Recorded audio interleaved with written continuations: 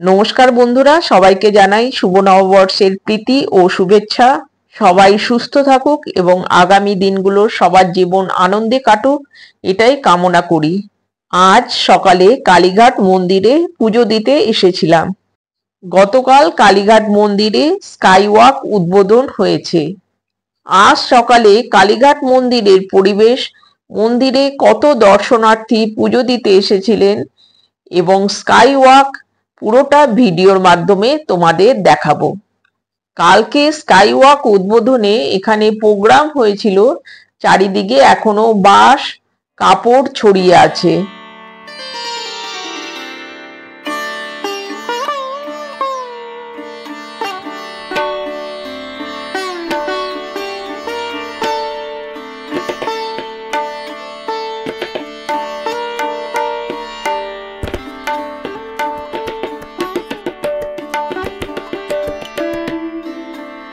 দেখো কত বড় স্কাইওয়াক।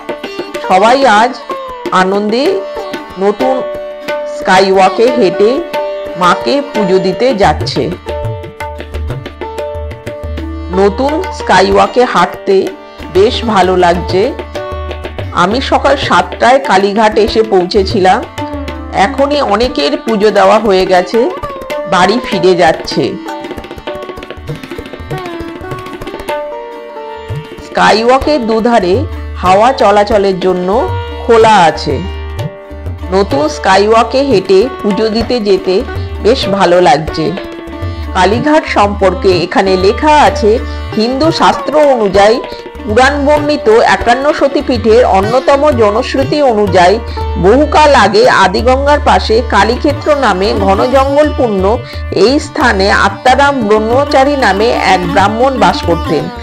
আদিগঙ্গার তীরে সান্ধ্য বন্দনাকালে হঠাৎ একদিন তিনি এক অলৌকিক আলোর দর্শন করেন।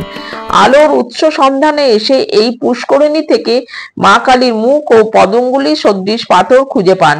দেবীর স্বপ্নাদেশে তিনি জানতে পারেন উক্ত পাথরটি পুরাণ বর্ণিত সতী অঙ্গের মধ্যে অন্যতম। অতঃপর এই সতীস্থানে তিনি ভক্তিভরে দেবীর পূজা অর্চনা শুরু করেন। কালে কালে মন্দির প্রতিষ্ঠা হয়। পুষ্করিণীটি কুণ্ডপুকুর নামে পরিচিতি পায়। দিকে দিকে সতীপীঠের মাহাত্ম্য ছড়িয়ে পড়ে এবং গড়ে ওঠে মহাতীর্থ কালীঘাট।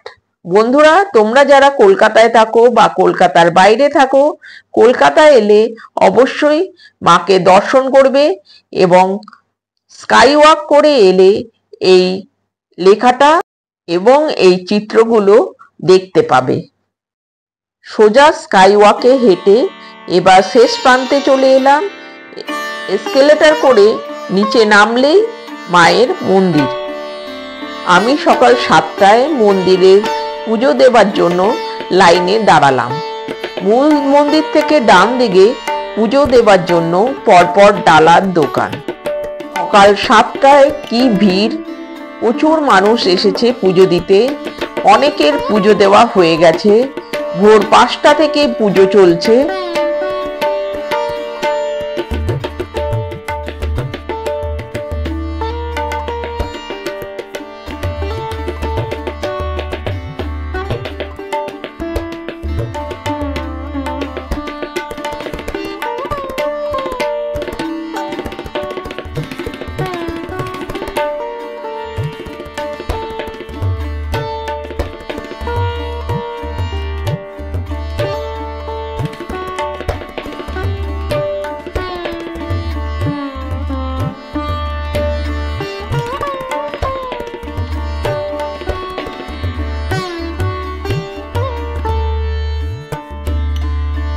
লাইন দিয়ে গেটের সামনে চলে এলাম এবং মন্দিরের ভেতরে প্রবেশ করলাম।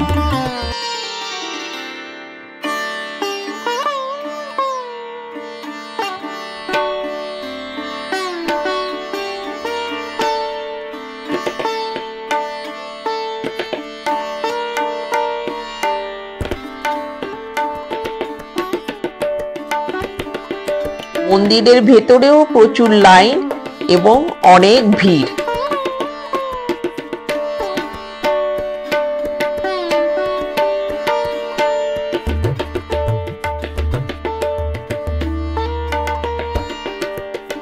মন্দিরের ভেতরে এই সেই কুণ্ড পুকুর। বলির ঘর, ভোগের ঘর কোন দিকে কোনটা এখানে নির্দেশ দেওয়া আছে।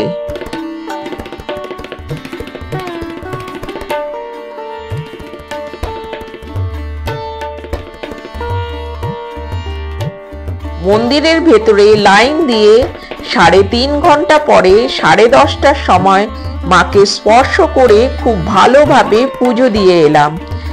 মন্দিরের ভেতরে মার ছবি তোলা সম্পূর্ণভাবে বারণ আছে, তাই মায়ের ছবি তোমাদের দেখাতে পারলাম না। মন্দিরের ছবি ভিডিওর মাধ্যমে তোমাদের দেখালাম।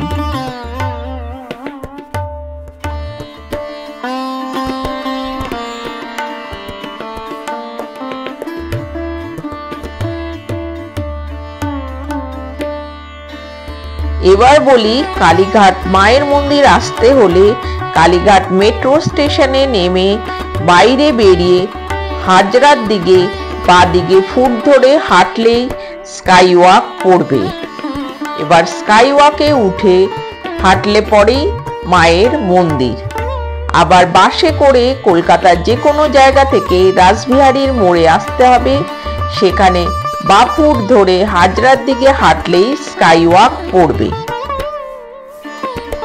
কালীঘাট মন্দিরের ভেতরে শিব মন্দির এবং মা মনসার মন্দির রয়েছে, সেখানেও মানুষ পুজো দিচ্ছে। বন্ধুরা, আজকে তাহলে এই পর্যন্তই। তোমাদের ভিডিওর মাধ্যমে কালীঘাট মন্দিরের পরিবেশ, আজকে কিরকম ভিড় হয়েছিল, স্কাই ওয়াক সম্পূর্ণভাবে ভিডিওর মাধ্যমে তুলে ধরার চেষ্টা করলাম। ভিডিওটা যদি ভালো লাগে লাইক কমেন্ট করে দিও। নতুন যারা দেখছো চ্যানেলটা সাবস্ক্রাইব করে দিও, বন্ধুদেরকে শেয়ার করে দিও। সবাই ভালো থেকো, সুস্থ থেকো, আনন্দে থেকো। শীঘ্রই আবার দেখা হবে নতুন একটা ভিডিওতে।